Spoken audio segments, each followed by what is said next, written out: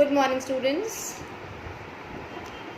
Geography book, chapter number 1, resources and development. Resources and development. First, you have to know what is resource. Resource किसे कहते हैं? Human is the most intelligent of all other species in this universe. He is smart enough in using all the things found on the earth. All these things a human can use for his needs are resources. वो सभी चीज़ें जो एक human अपनी needs को पूरा करने के लिए काम में लाता है, यूज़ करता है, उसे रिसोर्स कहते हैं.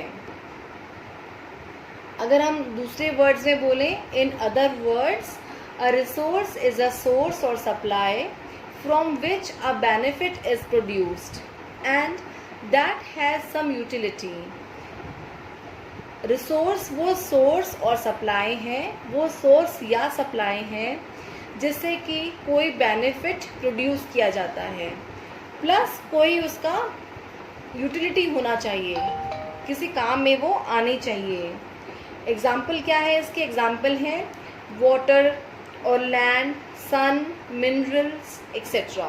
We have a long list of resources. Here we can see a picture of resources. Sun, water, fuel, petrol, train, coals, हमारा जो wind mills होती हैं, forest, ये सब क्या हैं? Resources हैं.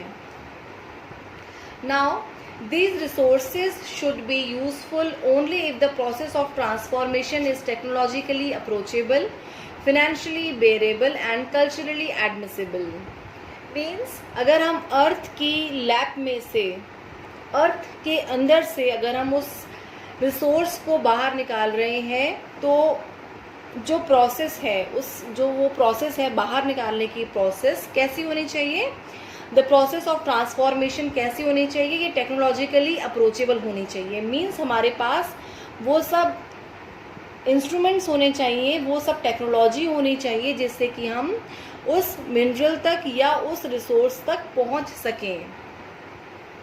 प्लस जो वो प्रोसेस है वो बहुत पैसे ज़्यादा नहीं लगने चाहिए उसके अंदर. जैसे कहीं ऐसा ना हो कि रिसोर्स तो उससे कम कॉस्ट का हो और वो प्रोसेस हमें ज़्यादा महंगी पड़े, और प्लस कल्चरली एडमिसिबल हो, वो हमारे जो हमारी कंट्री की कल्चर है वो उसको अप्रूव करती हो. Means you can understand with a flow chart. A resource should be technologically approachable, then financially bearable and then culturally admissible. जो रिसोर्स को बाहर निकालने की प्रोसेस है, ट्रांसफॉर्मेशन की प्रोसेस है, वो इन तीनों पॉइंट्स को पूरा करती हुई होनी चाहिए. टेक्नोलॉजिकल एक्सेसिबल होनी चाहिए, इकोनॉमिकली फीजिबल होनी चाहिए एंड देन कल्चरली एक्सेप्टेबल होनी चाहिए.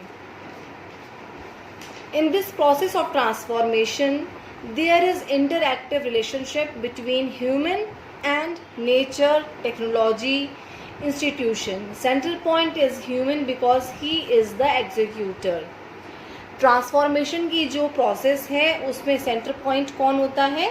ह्यूमन. ट्रांसफॉर्मेशन की प्रोसेस में सेंटर पॉइंट ह्यूमन होता है, और nature plus institution plus technology, ये सब इसके चारों तरफ होते हैं. मीन्स ह्यूमन को नेचर से वो रिसोर्स निकालने हैं, प्लस ह्यूमन को टेक्नोलॉजी चाहिए, और ह्यूमन को ऐसे रिसोर्सेज चाहिए, ऐसे काम करने वाले दिमाग चाहिए जो कि उस टेक्नोलॉजी से, नेचर में से उस रिसोर्स को निकाल सकें. आगे, we all know everything has a cost. So is with resources. They are not free. हर चीज़ की कीमत होती है, कुछ भी फ्री में नहीं मिलता हमें. ऐसा ही किसके साथ में है? ऐसा ही रिसोर्सेज के साथ में है. तो we should use them with care and patience. हमें रिसोर्सेज का यूज़ जो है वो केयर से और पेशेंस के साथ करना चाहिए। Resources and human is interdependent. Human और रिसोर्सेज जो हैं वो इंटरडिपेंडेंट रहते हैं। Resources are hidden in the lap of earth and human dig them out, transforms into resources, and after this process they are worth for use. Resources और human जो है वो इंटरडिपेंडेंट होते हैं। कैसे? रिसोर्सेज अर्थ की लैप में छुपे हुए हैं, वो तब तक छुपे हुए रहेंगे तब जब तक कि उन्हें बाहर निकालने वाला कोई नहीं होगा। तो उन्हें बाहर निकालने वाला कौन हो सकता है? उन्हें बाहर निकालने वाला ह्यूमन हो सकता है। ह्यूमन उसे डिग करके बाहर निकालता है, उनको रिसोर्सेज को ट्रांसफॉर्म करता है। इस लंबी प्रोसेस के बाद में जो रिसोर्सेज हैं उनका कोई यूज़ है। एग्जाम्पल के लिए अगर डायमंड्स या कोई भी कॉस्टली मेटल जो है वो अर्थ के अंदर अगर छुपी हुई है तो उसका कोई यूज़ नहीं है, वो एक स्टोन के बराबर है। जैसे एक स्टोन हिडन है अर्थ की लैप में, अर्थ के क्रस्ट में, वैसे ही गोल्ड छुपा हुआ है, दोनों की बराबर वैल्यू है। जब तक कि ह्यूमन उसको बाहर नहीं निकालेगा तब तक गोल्ड की कोई वैल्यू नहीं है, और उसको निकालने के बाद में गोल्ड और स्टोन की कीमत में हमें डिफरेंस पता लगेगा। गोल्ड हाईएस्ट लेवल पे आ जाएगा और स्टोन, जो गोल्ड है वो हाईएस्ट लेवल पे आ जाएगा और जो स्टोन है वो लोएस्ट लेवल पे। आगे, resources can be classified into 4 categories. Resources can be classified in 4 categories on the basis of origin, exhaustibility, ownership and status of development. अगर हम फ्लो चार्ट से समझेंगे पहले तो resources can be divided into 2 parts. First is natural, second is human. Natural is further divided into 2 parts, renewable, non-renewable. Renewable जिनको कि हम दोबारा से उनको रीन्यू कर सकते हैं, नेचुरल रिसोर्सेज जो कि दोबारा से रिन्यू हो सकते हैं। Non renewable, natural non renewable जो है रिसोर्सेज, इनको हम दोबारा से रीन्यू नहीं कर सकते, ये लिमिटेड होते हैं। रिन्यूएबल को आगे हम 2 पार्ट में डिवाइड करेंगे, कंटिन्यूअस या जो फ्लो में रहते हैं, जैसे कि विंड या वाटर। अगर विंड या वाटर को हम यूज़ करेंगे तो वो ख़त्म नहीं हो जाएंगी, वो दोबारा हमें मिल जाएंगी। Next is biological. बायोलॉजिकल का एक है natural forest and second is wild, जिसको हम फ्लोरा एंड फौना बोलते हैं। जो नॉन रिन्यूएबल है ये रिसाइकलेबल मेटल्स और नॉन रिसाइकलेबल फॉसिल फ्यूल वगैरह कुछ ऐसे होते हैं जो रिसाइकलेबल होते हैं, जैसे कि मेटल्स। कुछ नॉन रिसाइकलेबल होते हैं जो जैसे कि फॉसिल फ्यूल्स। और ह्यूमन रिसोर्सेज जो हैं इन्हें हम 2 पार्ट में डिवाइड कर सकते हैं, structure and institutions, second is quantity and quality. इसे हम आगे कंटिन्यू करते हैं। First, resources classified as on the basis of origin, biotic and abiotic।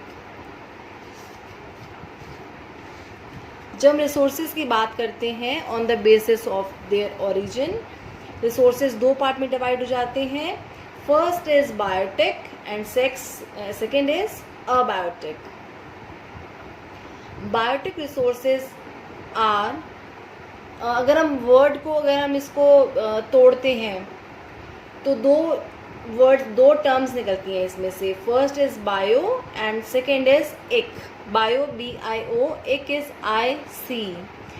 Bio का मीनिंग होता है लाइफ एंड IC इक का मीनिंग होता है life, like.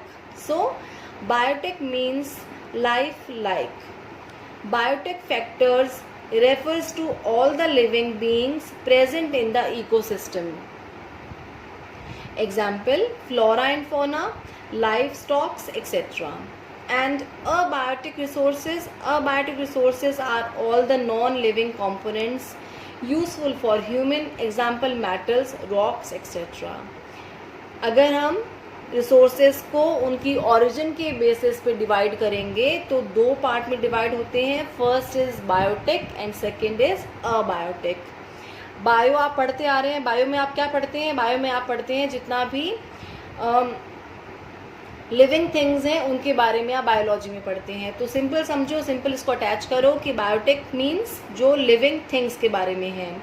Biotic means living, all living beings, जो कि कहाँ मिलते हैं हमें, इस इकोसिस्टम में मिलते हैं। Then abiotic means all the non living components, जैसे कि मेटल्स या rocks. Clear? Second point is exhaustibility, on the basis of exhaustibility. अगर हम एग्जॉस्टिबिलिटी के बेसिस पे रिसोर्सेज को क्लासिफाइड करते हैं तो वो दो टाइप में क्लासिफाइड होते हैं आगे। First is renewable resource, second is non renewable resources. Renewable resources में क्या होता है कि they can be replenished by physical, chemical और mechanical procession after being used by man, example water या CO2 या N2। जो रिन्यूएबल रिसोर्सेज हैं इसको ह्यूमन यूज़ करने के बाद में दोबारा से रिन्यू कर सकता है, दोबारा से इसको बना सकता है, चाहे कोई वो फिजिकल प्रोसेस हो, चाहे वो केमिकल प्रोसेस हो, चाहे वो मैकेनिकल प्रोसेस हो। एग्जाम्पल क्या है इसके? एग्जाम्पल इसके हैं वाटर या carbon dioxide. Then comes non renewable resources. These are natural resources made by a process of long years. They cannot be readily replaced by a natural means. उसको हम जल्दी से बना नहीं सकते किसी भी तरीके से। They are exhausted after their use and are not replenished by nature. ये यूज़ करने के बाद में ख़त्म हो जाते हैं और नेचर या ह्यूमन इसे दोबारा से नहीं बना सकते। एग्जाम्पल हैं फॉसिल फ्यूल, मेटल्स एक्सेट्रा। जो नॉन रिन्यूएबल रिसोर्सेज हैं ये सालों की प्रोसेस के बाद बनते हैं, तो इसे हम दोबारा से बना नहीं सकते। इतना हम पढ़ चुके हैं। नेक्स्ट जो है बाकी का रिमेनिंग पार्ट जो है वो हम नेक्स्ट वीडियो में करेंगे। I hope you all are getting the facts and the points remaining in next video. Thank you.